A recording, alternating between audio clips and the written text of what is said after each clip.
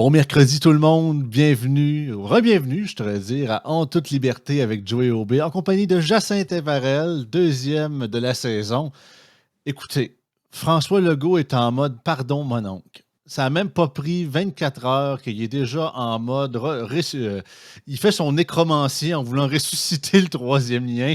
On va en parler avec Jacinthe. Je pense qu'on en a beaucoup à dire. Puis également un petit peu aussi de la partielle dans Jean Talon. Qu'est-ce que a pensé de ça? Fait qu'on vous en parle dans En toute liberté.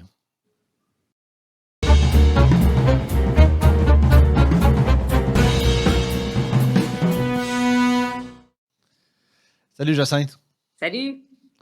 En passant, tu nous fais un grand plaisir ce soir. Tu nous calls en direct de Radcan, en plus, en direct de Montréal. T'es même pas chez vous. En tout cas, t'es vraiment fine de faire ça avec nous autres pareil, nous accorder du temps comme ça. Fait que, ouais, Frankie, qu'est-ce qui se passe? Sérieusement, moi, je suis flabbergasté de cette nouvelle-là, sérieusement.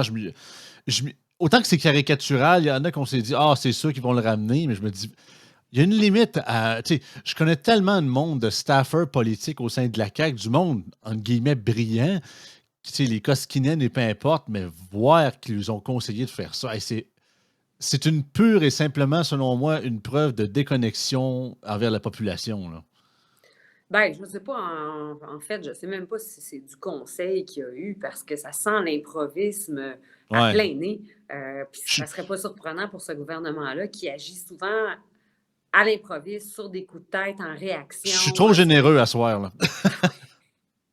Oui, ben, c'est parce que ça caractérise en fait tellement ce gouvernement-là. Puis c'est encore une autre démonstration de leur euh, manière de gouverner. C'est toujours à l'improvisme, c'est toujours de la réaction, des lignes de com, des lignes à pêche qu'on lance. On fait de la pêche au saumon à la mouche, tu sais, on lance, on lance, on lance, on lance. Il n'y a pas de stratégie profonde, il n'y a pas de réflexion profonde. On a même vu des députés de ce gouvernement-là être surpris par l'affirmation de leur chef. Fait qu'il n'y a pas eu de consultation, il n'y a même pas eu le temps d'avoir un caucus ou débriefer. Il n'y a pas eu de débriefing, de débriefage, qu'on dit en français. C'est du n'importe quoi. Ah non, puis ton analogie avec la pêche, c'est très bonne. Tu sais, on laisse même pas l'heure descendre la rivière, puis on laisse même pas le poisson de mordre dedans. Il est déjà sorti de l'eau pour le relancer ailleurs. Ah non, c'est tellement. Sérieusement, est-ce que je suis surpris dans une certaine surprise? Est-ce que moi je l'aurais fait? Pas du tout. Mais venant de la CAQ, je suis surpris, mais je suis pas surpris. Parce que c'est tellement un gouvernement de communication, de vire-vent. Ils n'arrêtent pas de dire que, ah oui, on est proche des citoyens, on fait des sondages à plus finir, mais leur dit pragmatisme, là, c'est vraiment juste de qu'est-ce qui est populaire de cet incite, peu importe si c'est contraire à ce qu'on pense dans nos idéologies, on s'en fout, c'est populaire, on veut se coller après. C'est un peu comme les poissons en dessous des requins, là, on embarque ce qui est populaire, puis on y va. Mais sérieusement, c'est prendre royalement les gens de la région de Québec pour des tatas, là. Tu sais, tu l'as peut-être pas écouté encore. J'ai fait l'analogie avec Yann puis Frank un matin de dire c'est comme si tu battrais ton chien pendant 3 ans, puis là, tout d'un coup, tu essaies de vouloir le flatter, il te mord au sang, puis là, tu pleures, puis là, il va falloir faire une rétrospection, puis si je recommence à le nourrir, peut-être qu'il va m'aimer. Je te confirme qu'il t'aimera pas, là. Puis il ne se fera pas avoir 2 fois. Moi, j'ai regardé tantôt le téléjournal, là, je voyais le maire Lehouillier à Lévis qui est super content. Je dis, ouais. Tu sais, j'ai Lehouillier, j'avais un profond respect pour ce gars-là. Puis je comprends que c'est un élu municipal, il ne veut pas froisser le gouvernement. Puis je me dis, le gouvernement, il est déjà froissé. Là. Il vient de se faire marcher une volée. Là. Fait que même s'il sortirait des médias pour dire, je vais, tu sais, je veux pas, tu sais, comme il dit dans l'émission, on veut pas le savoir, on veut le voir. Ben, je pense que Legault serait pas plus en joie le vert contre lui. Parce qu'à un moment donné, prendre tout cuit dans le bec en disant que peu importe ce que la CAQ dit, c'est la parole divine, même si on dit le contraire il y a 4 mois, puis tout d'un coup, on rembarque dans la machine comme si rien s'était passé, comme si c'était une femme battue, syndrome de Stockholm. Ah non, moi, sérieusement, ça me fait capoter ben raide. Puis je pense que les gens de la région de Québec ne seront pas à voir 2 fois. Là. S'ils pensent, sérieusement, la stratégie aurait été 100 fois mieux de uniquement plus parler de troisième lien. T'sais, ils sont brûlés avec ça, puis c'est inutile de rouvrir cette boîte de Pandore-là. Et à la place de tirer à la plug sur le tramway. Ça aurait été la bonne stratégie pour regagner un certain électorat à Québec. C'est le seul truc qui aurait été bien vu. Parce que là, justement, on se fera pas avoir deux fois. Leur parole vaut plus une scène. C'est carrément ça. Ben, tu viens de démontrer qu'effectivement, il y a pas eu de la grosse réflexion, puis il n'y a pas eu de la grosse stratégie derrière ça, parce qu'effectivement, sortir sur le tramway aurait été plus stratégique puis plus judicieux. Fait que c'est encore, tu mets le doigt sur le fait que c'est de l'improvisation qu'ils font. Euh, Moi, il y a deux choses que je veux dire à propos de ça. La première, c'est que ça semble quand même être une tentative de diversion. De Hum. ressortir ce dossier-là qui est explosif, hein, tout le monde a une opinion sur le troisième lien, puis ça fait diversion parce que pendant qu'on parle de ça, on ne parle pas de la défaite de la CAQ. On ne parle pas de l'étendue des dommages, de l'usure de ce gouvernement-là, parce que si un château fort libéral comme Jean Talon finit par élire un député du Parti québécois dans un château fort libéral, je le rappelle, avec une aussi forte proportion. Il y a beaucoup de constats à faire et en sortant la carte du troisième lien, ça fait une belle diversion parce que là, tout le monde se met à parler du troisième lien et ne parle pas des résultats, ne parle pas des chiffres, ne parle pas de qu'est-ce qui a mené à l'usure de ce gouvernement-là, qu'est-ce qui fait en sorte que...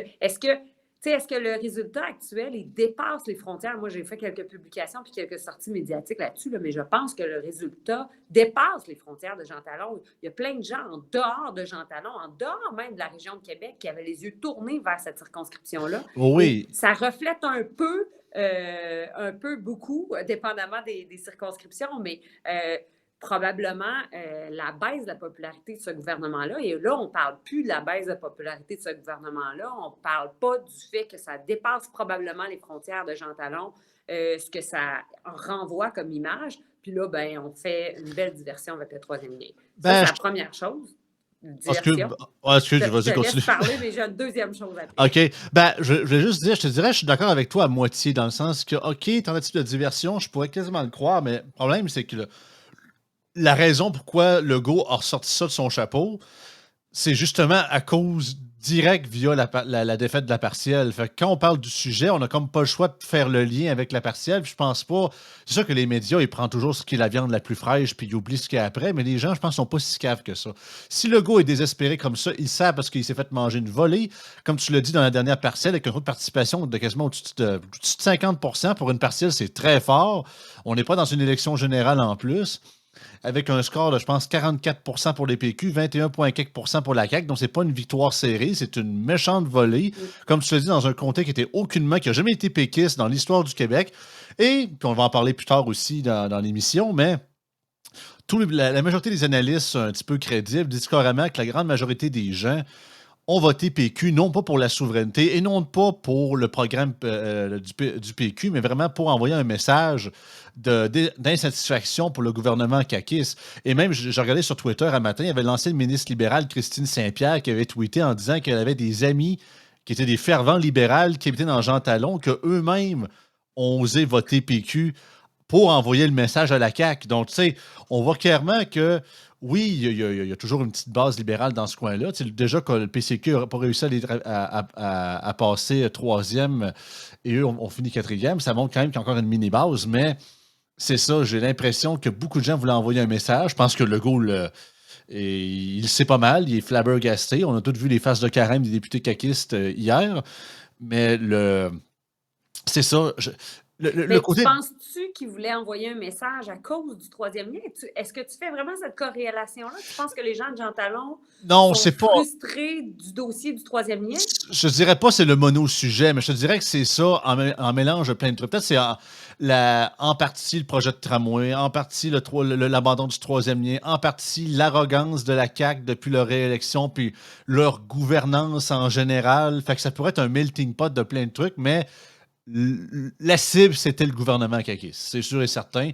Maintenant, dans la région de Québec, je pense que oui, le troisième lien a son poids là-dedans, mais pour dire que c'était uniquement ce projet-là, je pense pas, mais c'est certain que ça restait le fer de lance que la CAQ nous présentait avant même qu'il se fasse élire en 2012-2014, puis le fait qu'il l'ait abandonné, ben justement, ça a marqué les esprits.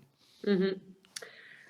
Oui, ben, il y a certainement une réaction par rapport à l'arrogance de ce gouvernement-là, à sa non-écoute, puis sa non-écoute, hein, sa non-écoute qui s'est encore reflétée hier. Moi, j'ai été complètement abasourdie de voir notre premier ministre dire je vais être plus à l'écoute, on va faire attention d'être plus à l'écoute des citoyens. Mais il fait ça en admettant, là, finalement, il y avait un discours qui semblait vouloir être repentant puis dire ouais, je comprends qu'on s'est peut-être montré moins à l'écoute, puis on s'est peut-être même, il n'a pas utilisé le mot arrogance, mais on sentait qu'il était conscient là, de l'attitude un peu trop certaine ou un peu trop prétentieuse là, de son gouvernement, mais en même temps qui se montre repentant dans ses mots.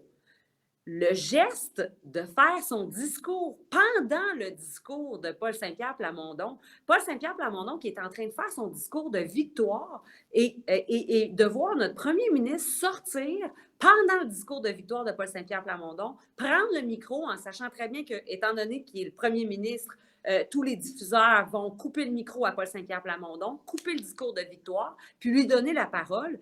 Moi, j'ai été complètement stupéfaite de voir un premier ministre dire « Ouais, on est conscient qu'on a un examen de conscience à faire, puis il va falloir faire attention d'être plus à l'écoute. » Mais en même temps, faire ça dans cette...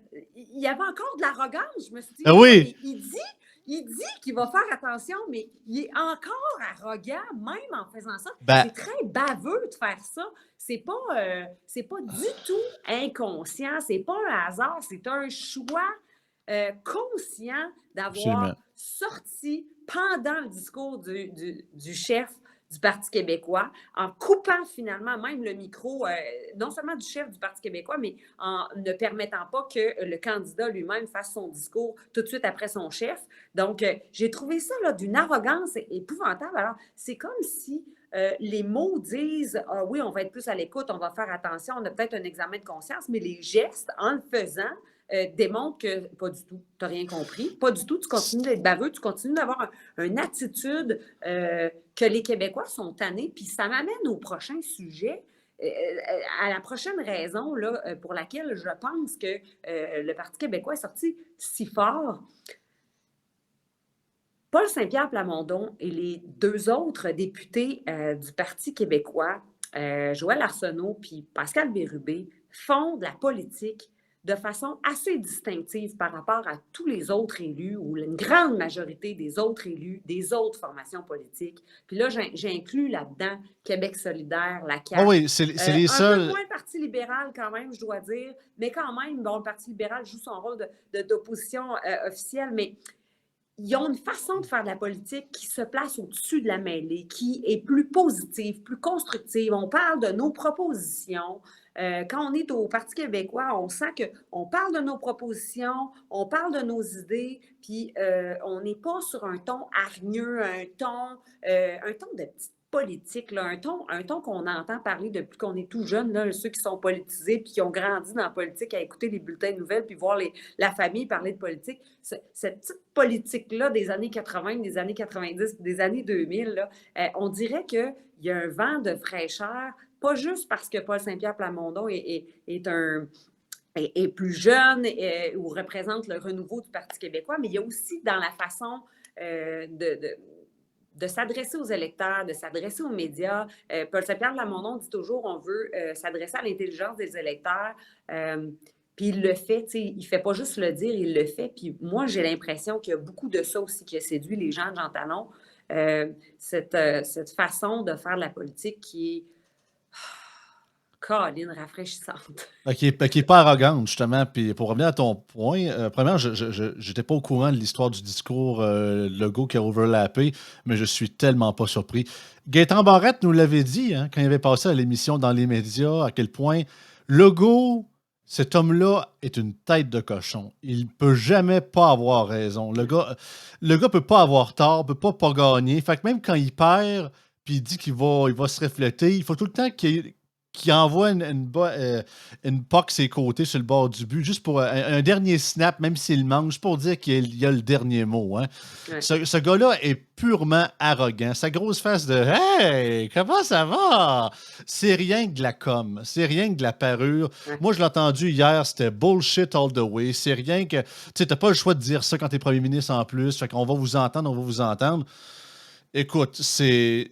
Pour PSPP, oui, c'est vrai, parce que c'est vrai que c'est les seuls, à tort ou à raison, dans les politiques, qui font la vraie job de politique pour de vrai.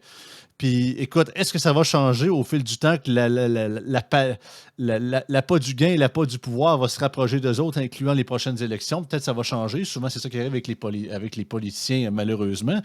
Mais c'est ça, parce que je racontais ça avec, je pense que c'était avec Jonathan, que là, on a présentement, on a déjà un Parlement à plus du trois quarts caquiste, donc toutes des plantes vertes en grande majeure partie, comme Claire Sanson nous le disait.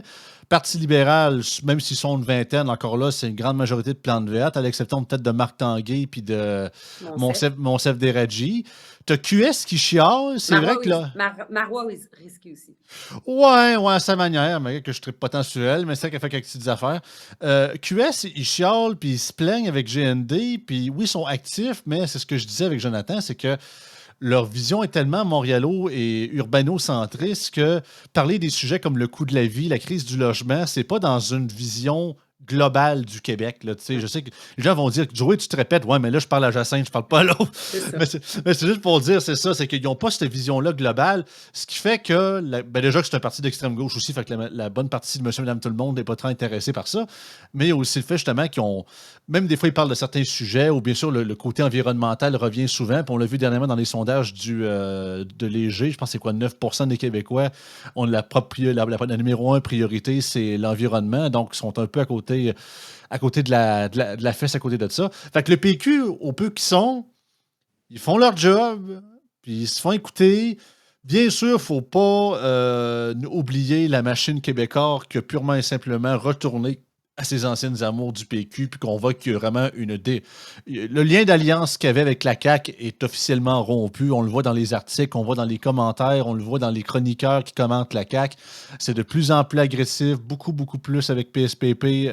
Malgré que c'est le même depuis au-dessus d'un an. Là. Durant la dernière campagne électorale, c'était beaucoup, beaucoup ça. Puis autant qu'il y avait un côté que c'est vrai, PSPP s'était démarqué à plusieurs reprises, mais il y a toujours eu une couche de cramage de plus bleu avec Québécois, puis ça a toujours été. Là. C'est pas nouveau là-dedans. Fait qu'il y a certains poids qui les aident fortement là-dessus. Reste à voir si, justement, le côté, je dirais pas lune de miel, mais vote d'insatisfaction va aller jusqu'où? Parce que le jour où le monde va commencer à lire le vrai programme du PQ, avec justement pour le tramway, la souveraineté dans le premier mandat, puis toujours plus d'État-providence, puis ami avec les syndicats. On les connaît, les anciens gouvernements péquistes, là, on en a déjà eu. Fait que, est-ce que le gouvernement péquiste prochain serait moins arrogant que celui présentement avec la CAQ? Absolument. Je serais pas prêt, je serais prêt à dire ça. Peut-être un petit peu plus humain, mais on n'est pas dans la. Oh, pas grave, mais on n'est pas dans la refonte du système ou dans la remise en question. Oui. Non, effectivement. Puis, tu sais, en lien avec l'arrogance puis l'attitude, ben, j'espère au moins que les députés des autres formations politiques vont retenir un grand message de ça au-delà de l'histoire du tramway, du troisième lien. Je pense qu'il y a vraiment quelque chose à retenir dans les personnalités qui ressortent, qui ont attiré la sympathie des électeurs, puis attiré, pas à peu près, la sympathie des électeurs. Puis, tu sais, je vais revenir sur, tu parlais de Gilles Lehouillier, le maire de Lévis, qui a sorti, puis il a fait plusieurs sorties aujourd'hui dans les médias. Il s'est fait inviter pour parler de cette idée ressortie là, par M. Legault sur le troisième lien. Moi-même, j'ai commenté là, cette idée-là dans les médias aujourd'hui, puis je trouve ça important qu'au-delà qu'on pense que c'est de la diversion ou que ça a un lien avec la défaite de la CAQ dans Jean Talon ou pas, au-delà de ça, là, comme fille de la région de Québec, comme personne qui habite dans la circonscription de Jean Talon, je me fais un devoir, puisqu'on reparle de cette idée-là, je me fais un devoir de marteler que, premièrement, là, faut arrêter de parler du troisième lien. C'est une voie périphérique. C'est une voie qui va permettre à la circulation de contourner la ville de Québec, de contourner le centre-ville de Québec, de désengorger le centre-ville de Québec. Donc, c'est une voie périphérique qui est nécessaire. C'est un besoin pour la région de Québec, pour Chaudière-Appalaches au complet, pour la capitale nationale au complet, et même, je vais même jusqu'à dire Saguenay-Lac-Saint-Jean, Côte-Nord, Bas-Saint-Laurent, c'est une voie à l'est pour l'Est du Québec. Puis je trouve ça important qu'on utilise les bons termes. Puis à toutes les fois que j'entends parler du troisième lien, j'arrête pas de dire c'est pas un troisième lien, c'est un deuxième lien pour le camionnage puis le transport lourd qui peut uniquement circuler sur le pont Pierre-Laporte. Ah, Marissa, t'es de retour. Bon, je suis désolée. Je me sens emportée. Non, mais ça, la connexion a coupé. Ça faisait une belle screen, sérieusement. Ça n'aurait pas pu arrêter au meilleur. Ça faisait une belle caricature. Mais c'est pas grave, tu peux continuer. Tu étais sur ta vibe en plus, c'est ça qui est le pire. Je sais, j'étais sur une belle lancée. Je ne sais pas à quel moment tu m'as perdu. Mais, tu parlais justement, c'est le deuxième lien, puis c'est là que. Ouais. En fait, je t'ai coupé au moment que ça a coupé. C'est ça qui est drôle quand je te disais que c'est vraiment le deuxième lien pour les chars aussi, sachant que le pont de Québec est dans décrépitude. Donc, c'est pas juste pour le transport lourd aussi.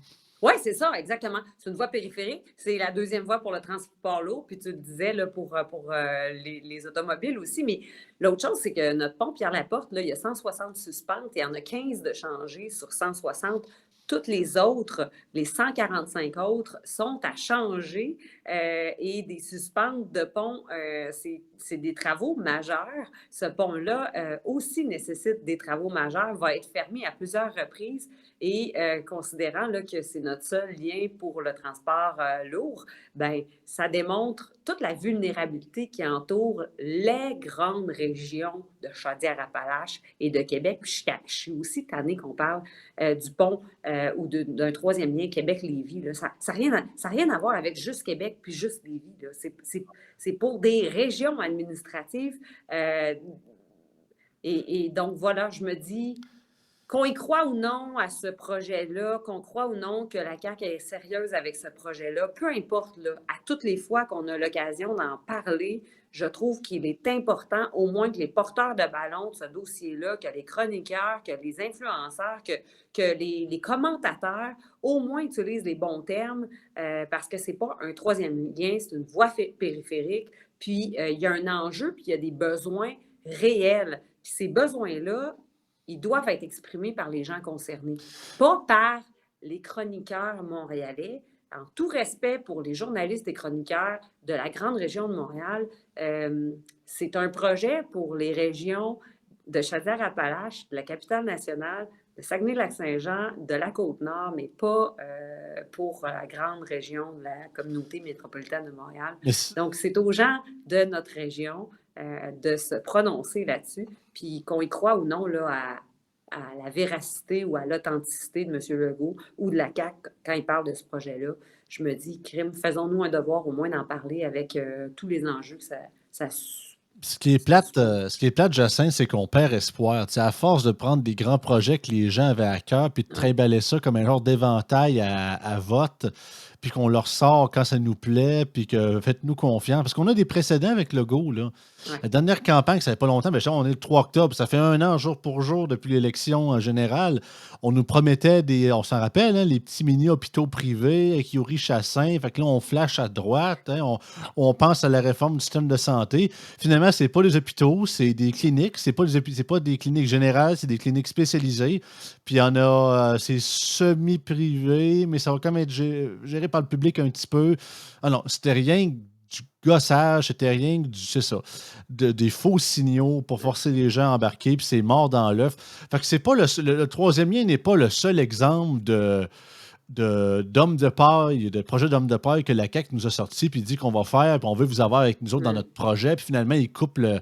Tu sais, GNL en est un autre, la réforme du mode du scrutin en est un énorme, surtout que Legault avait signé de sa main une entente avec les autres partis à l'époque.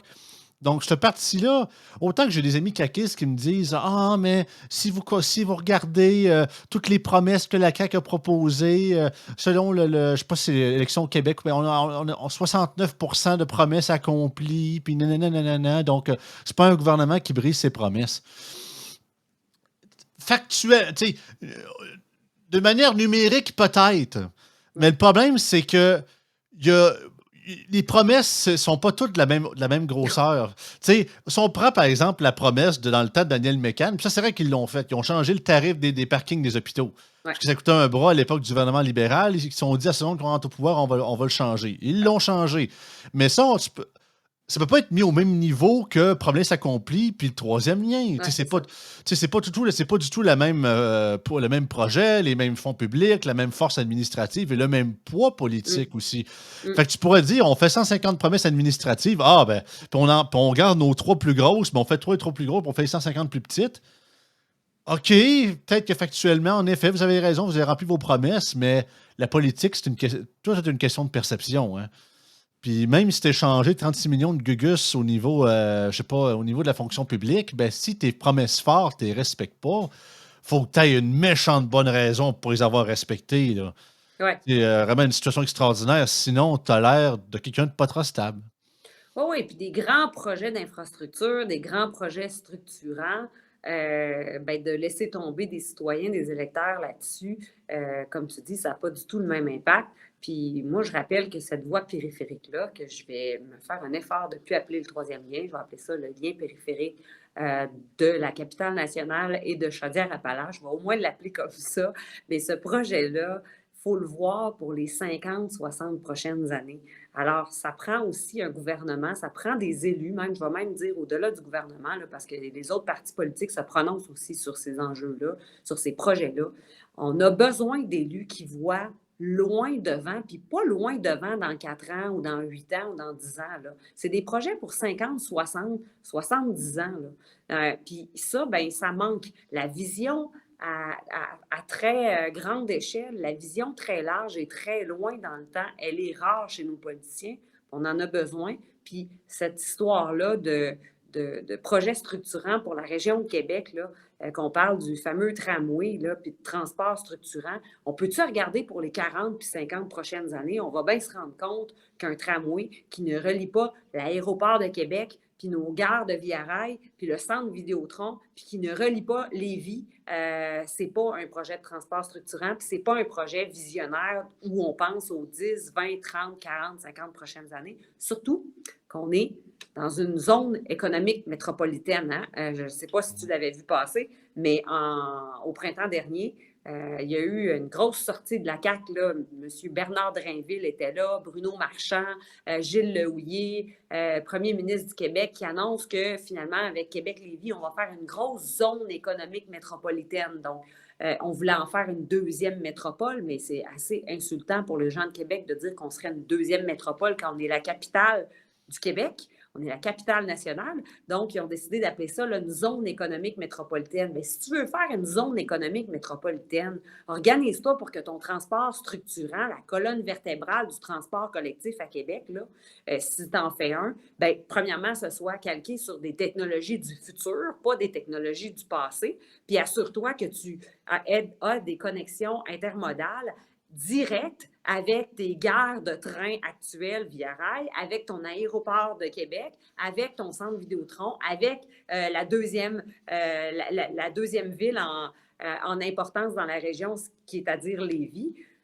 Bref, c'est ma montée de lait sur la grande région de Québec, mais c'est parce que je me dis, on a eu la chance, cette partielle-là a mis la lumière sur la région de Québec, a mis la lumière sur Jean Talon, a mis la lumière aussi sur les enjeux de la région de Québec.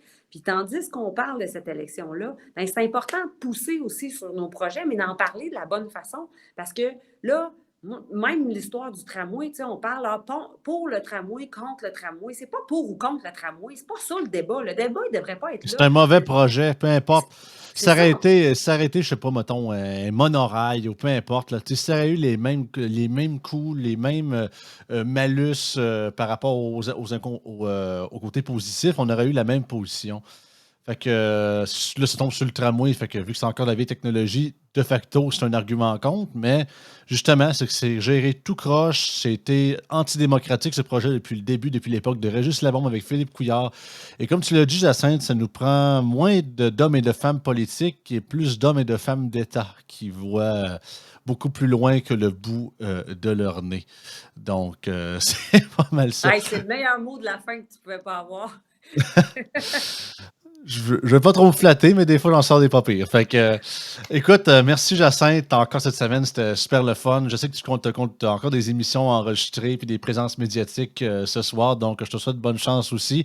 Fait que Merci. si même mon pre-show de réflexion, tu as réussi à te préchauffer pour les émissions de ce soir, tu vas être encore plus en forme. Fait que j'ai hâte d'écouter ça. Fait que sinon, pour le monde, merci beaucoup de nous avoir écoutés. On se revoit la semaine prochaine pour En toute liberté avec Jacinthe Eve Harel.